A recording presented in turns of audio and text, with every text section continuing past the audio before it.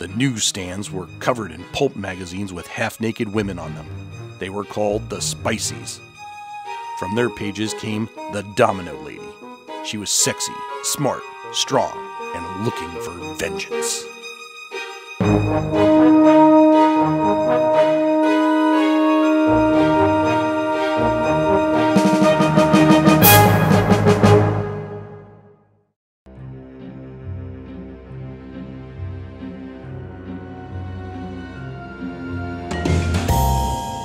In the 1930s, there were a lot of pulp magazines with words like snappy, sizzling, saucy, or spicy splashed across their cover.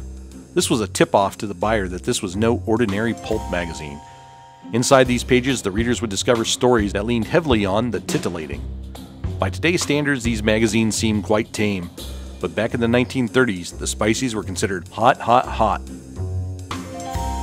The first known spicy pulp hit the newsstands in 1912, and by the end of World War I, they were all over the place. In the 1920s, publisher Frank Armour jumped out as the leading publisher of the genre. He published such titles as Screenland, Artists and Models, and one of the biggest selling magazines of the day, Pep. Armour's publishing empire was riding high throughout the 1920s. That is, until October 1929, when the stock market crashed. Armour's financial situation plummeted. He hit rock bottom in 1932 when he found himself being muscled by one of his creditors. The Donny Press printed covers for magazines. They were known for their high-quality paper and their high-quality printing technique. They were also known for their strong-arm tactics. The owner was a man named Harry Donenfeld. Donenfeld had ties to gangster Frank Costello, who would later become the head of the Genovese crime family.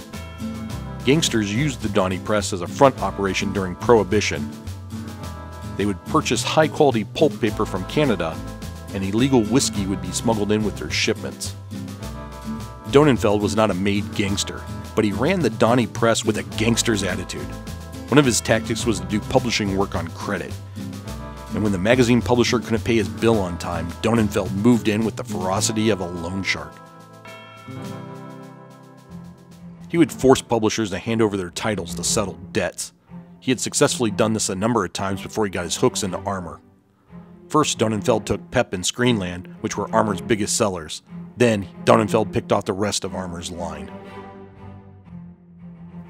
Donenfeld and Armour's true relationship is unclear. Armour also had ties to the mob. Donenfeld made Armour editor-in-chief of his entire magazine operation for a flat salary. Being able to focus on magazine editing instead of business matters, Armour was able to do what he did best. He got the idea to cross over different pulp genres into the Spicies. Suddenly, Western and mystery readers found titles that would have a little bit more of an edge to them. They sold, and they sold well. The new spicy pulps turned into a publishing bonanza. Newsstands became overloaded with spicy pulps on display. Like many gold rushes, people flocked to find pay dirt. A publisher named W. Hubbard started a pulp magazine company called Pierre Publications, and like Armour, he found himself in debt. Running from his creditors, he folded the line in 1935. He launched a new line called Fiction Magazines Incorporated, which, by the way, should not be confused with Fiction House. His first title was Saucy Romantic Adventures, and it was in the pages of this new title that the Domino Lady would first grace. Altogether, the Domino Lady would appear in 5 issues of Saucy Romantic Adventures and a solo issue of Mystery Adventure magazine. All 6 of the stories are credited to a mysterious Lars Anderson.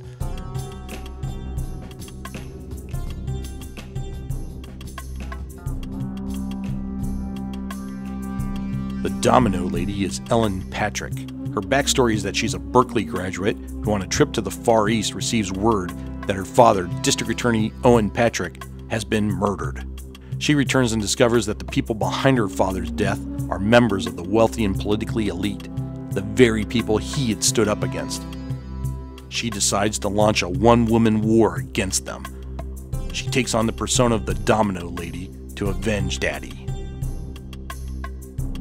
As the Domino Lady, she wears either a black evening dress with a white cape or a white dress with a black cape, and she always wears a black domino mask. Her weapons of choice are a .45 automatic pistol and a syringe full of knockout juice. Wherever she goes, the Domino Lady leaves her calling card. White writing on a black card reads, "Compliments of the Domino Lady." The first story takes place about 3 years after her father's murder. The Domino Lady is established already as an avenger striking fear into the underworld. Usually in her stories, she is helping someone who is being blackmailed or extorted. The bad guys are somehow tied to the corrupt California political machine that's responsible for her father's death. Also, there's usually some gentleman that Ellen knows from her Berkeley days that stumbles into the story. One aspect of the Domino Lady stories is that Ellen pines for love and romance, but denies herself this pleasure until she can put down the mask. She is described as both a Celtic and Nordic beauty, and she finds herself in Hollywood mansions, California racetracks, luxury ocean liners, and sophisticated parties. She helps the downtrodden, such as silent movie stars who are down on their luck, and society debutantes who are being blackmailed for their indiscretions. All 6 of the Domino Lady stories are credited to writer Lars Anderson. Not a lot is known about the elusive Mr. Anderson. For years, many people thought that this was a pen name or a house name dreamed up by the publisher. But thanks to the research done by novelist and comic book writer Will Murray, we now know a little bit about this near-forgotten writer. Lars Anderson was a real person writing under his own name in the mid to late 1930s. The April 1936 issue of Writer's Digest published a letter from Anderson thanking the magazine for its wonderful articles on writing. In his letter, he boasts that he sold 46 stories over the past year. He signs his address as 1309 Esplanade Avenue, New Orleans. It's sound reasoning that this is the same Anderson who wrote The Domino Lady. In at least one of her adventures, a character has just returned from New Orleans. Writers generally write about things they know about or things they're familiar with. And on that note, I would speculate that Anderson had some sort of tie to California. Anderson mentions a number of things about Los Angeles in his stories that I don't believe were well known across the country in 1936. For example, the plight of once great silent film stars in Hollywood. He made Ellen Patric a graduate of the University of California at Berkeley. One character in particular is a graduate of the Berkeley Engineering School. This and some other details I noticed in the Domino Lady stories gives me the impression that Anderson had been to LA and had mingled there long enough to pick up ideas for his stories. Again, I want to stress that this is speculation on my part. Another thing I would speculate about is Anderson's inspiration for the Domino Lady. Ellen Patric seeks vengeance against a corrupt California political machine that murdered her father. All of the Domino Lady stories feature this element in their plots to some degree. Being from New Orleans, Anderson would only have to look in his local newspapers to find stories about government corruption on this scale. Anderson lived in the era of Huey Long. The Kingfish, as he was known, was Louisiana's governor and later became a U.S. senator. He was a ruthless political boss who kept a friends and enemies list. He was also known to have an army of thugs to keep dissidents in line. Long was assassinated in 1935 by the son-in-law of one of his political victims. His assassination was probably big news at the time when Anderson was writing these stories. The Domino Lady only appeared in 1936, but Anderson continued being published until 1938. He disappears and no one seems to know why. One theory is that the spicy pulp market peaked in 1936 and it was almost completely gone by 1938. Their decline was due to a number of factors. First and foremost was censorship.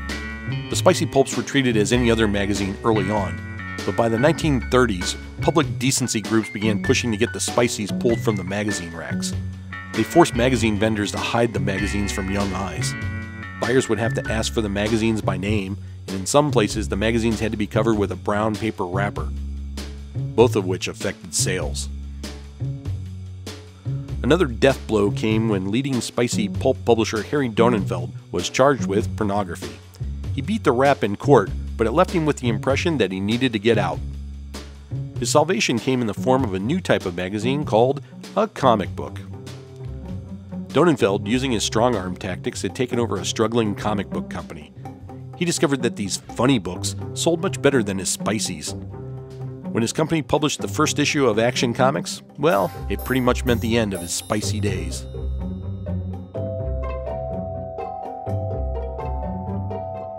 The Domino Lady is the only lasting character to come out of the Spiceys, even though she was published by a lower tier company. Her publishing rights eventually fell into public domain. Some 50 years later, she breathed new life and became a cottage industry of sorts. Her second life started when Eros Comics revived her for an adult underground comic series in the 1980s.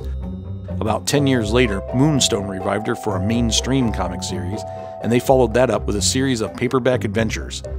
Another text resurrection happened when Ep.19 published a volume of new Domino Lady stories, which are a continuation of where Lars Anderson left off. It was successful enough to warrant a second volume. There's also an original radio play by Audio Comics, and auditory versions of the original stories can be found at audiobooks.com. Of course, the original stories were published together in a single volume by Bold Venture Press, aptly titled Compliments of the Domino Lady.